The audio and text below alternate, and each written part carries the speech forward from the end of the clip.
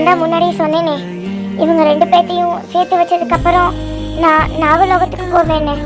அதுதான் இப்ப பண்ணிட்டு இருக்கேன். உடைந்து போகாதே. பாய், டாடா. கடந்து போவோமே.